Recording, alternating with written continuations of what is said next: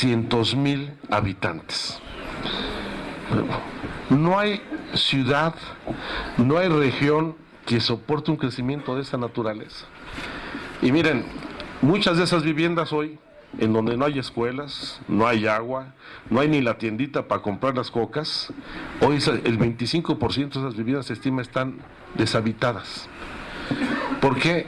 Porque gasta más la gente yendo a su trabajo al Distrito Federal. Se llegan a gastar más del equivalente a un salario mínimo diario solo el jefe de familia, sin considerar al resto de los miembros, y eso lo hace incosteable. Pero además, como parte de la corrupción, aparte de la comisión que se llevaba en los gobernantes, en el caso de Arturo Montiel, pues también hubo una gran red de corrupción en torno a los créditos que daban el ISSSTE, que daba el ISEMIN. ¿Por qué?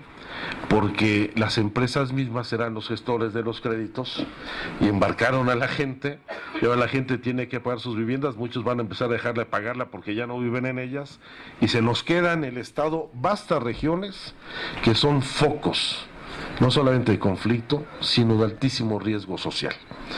Y no solamente Chicoloapan, no solamente Chimalhuacán, Iztapaluca. Miren, el Distrito Federal crece en promedio en 0.4% al año. Es la entidad que tiene menor ritmo de crecimiento, aunque siguen flujos migratorios del interior de la República. La zona metropolitana del Estado de México crece en promedio en 3.5%. Eso significa que tenemos municipios como Iztapaluca, como Chicoloapan, que crecen entre el 12 y el 15% anual. Y eso se está agradeciendo hacia otras regiones del estado, que también antes fueron amplias zonas de producción agropecuaria.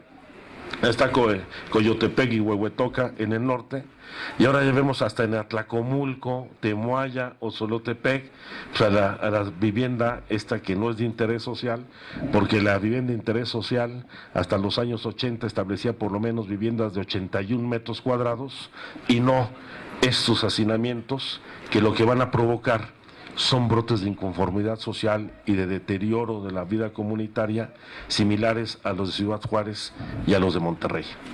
¿Por qué? A ver, haciendo un paréntesis, ahora más urbano que rural, porque vamos a entrarle a la grilla. ¿Por qué en Monterrey ha sucedido este proceso de descomposición social y de violencia tan grave? Por una razón que se explica en la forma en que quisieron mal resolver los impactos del huracán Gilberto hace ya más de 20 años, donde en esta idea de limpiar la ciudad de las zonas marginadas y enviarlas a la periferia de Monterrey en viviendas de 38 metros cuadrados, llevaron a procesos de disolución y descomposición familiar y la vida comunitaria, que hoy es el caldo de cultivo de la inseguridad y la violencia en el Estado. Y ese germen está ya aquí en el Estado de México y nos ha impactado en zonas productivas. Bueno, desde el error de Valle de Chalco, ¿a quién se le ocurre construir un asentamiento humano de esa magnitud? Son las Salinas de Gortari y su programa de solidaridad, en un vaso de regulación del canal de la Compañía y en una zona lacustre, en una zona que fue una cuenca lechera muy importante, donde ahora ya nadie produce ni crema ni queso, todo lo hacen con leche en polvo comprada, ahí lo que eran son las queserías de Chalco, ¿no? Y las cremerías. ¿Por qué? Porque lo que ha prevalecido es el negocio por encima de la visión del desarrollo.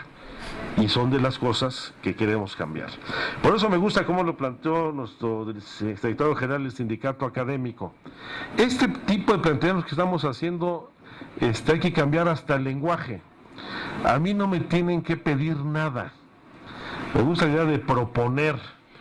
¿Por qué? Porque lo que queremos cambiar es la forma de hacer gobierno en el Estado. Porque queremos dejar atrás la cultura del peticionismo, donde prevalece una visión patrimonialista del gobierno, que todo lo utiliza para manipular la iniciativa y la necesidad de la gente, para pasar a una forma de gobierno de exigibilidad de derechos. Yo tampoco voy a dar, no escucha a Rubén, yo voy a dar tantas cosas, yo voy a dar, no, yo no voy a dar nada.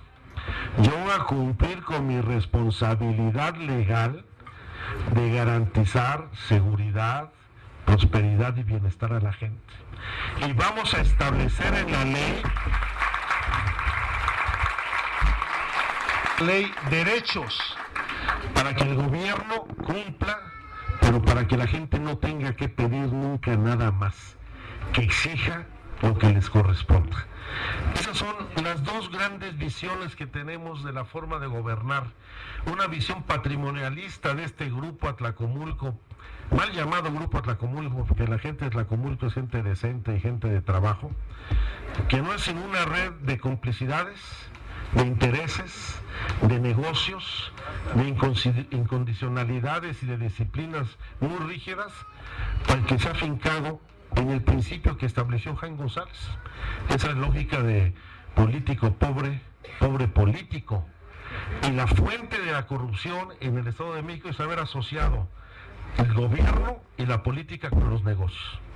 ¿Qué es lo primero que vamos a hacer nosotros? Vamos a separar la política de los negocios, porque ese es el único instrumento que nos va a permitir acabar con la enorme corrupción que hay en el Estado. Y por eso, ya entrando en los temas rurales, miren, yo tomo todas estas iniciativas, vamos a hacer cuestiones novedosas. Yo no quiero tener una Secretaría de Desarrollo Rural separada de la Secretaría del Medio Ambiente y separada del órgano gestor del agua. Ya lo hice cuando fui jefe de gobierno del Distrito Federal. Yo integré en la Secretaría del Medio Ambiente, ya había sido antes secretario del Medio Ambiente, todas las políticas para el desarrollo rural y también incorporamos al órgano gestor de aguas. Aunque ya Marcelo sacó el sistema de aguas de la Secretaría, yo aquí lo quiero integrar. ¿Por qué? Porque no podemos disociar la política rural de la política urbana, de la política ambiental y de la gestión en el manejo del agua. Tiene que haber una visión transversal y en una sola gestión integrada. Por eso estas propuestas que me gustan de los centros estos de desarrollo tecnológico, hay varias propuestas. Vamos a integrarlas en un solo instrumento gestor, que aparte de eliminar burocracia le va a dar integralidad a las políticas. Miren, cuando me tocó formar a mí la Procuraduría del Ordenamiento Ambiental y Territorial en el Distrito Federal, la Procuraduría Ambiental y Ordenamiento Territorial, la lógica fue esa, que no rija el desarrollo urbano por encima del desarrollo rural y la protección del ambiente. Y creo que ha sido de las reformas en la administración pública más profundas que hemos logrado, porque dejamos atrás no solamente el predominio de los arquitectos y los ingenieros sobre los ruralólogos y los ecologistas, sino que dimos integralidad a las propuestas. Y encajan muy bien el conjunto de planteamientos que se hicieron aquí, porque también en esta nueva visión del desarrollo rural, donde quiero recuperar la vocación productiva en granos del Estado, también tenemos que avanzar a la diversificación. Y la diversificación más competitiva que tenemos ahora es en la producción de flor y de planta de ornato, indudablemente, aunque también uno de los potenciales y de las nuevas especialidades que debe tener el Estado es el desarrollo tecnológico y la investigación agropecuaria. Que aquí puede haber, usando un término muy neoliberal, un clúster de tecnología agrícola vital para el país y para América Latina, y eso sí lo podemos hacer con inversión pública en el Estado. Y vamos a hacer nuevas modalidades, la reforestación. Por supuesto que me interesa mucho que la universidad se incorpore en los programas de reforestación, donde no podemos seguir llevando las plantitas ahí de 10 centímetros sin raíces, en donde hacemos más daño tirando las bolsas de plástico en el bosque, que nadie las recoge, y con mínimos o nulos porcentajes de sobrevivencia. Nosotros tuvimos una experiencia aquí con Aarón Mastache, que forestal aquí de la universidad, de los programas de reforestación en el Distrito Federal, en donde aparte que tenemos el banco genético más importante de especies forestales en el país, creo que la Ciudad de México se lo gana la propia universidad y deberían de aprovechar ustedes el banco de germoplasma, así se dice, si mal no recuerdo, que es el más rico que tenemos en toda América. Y llegamos a hacer niveles de producción, no en la agricultura, en la producción tradicional, sino industrial, hasta de 30 millones de plantas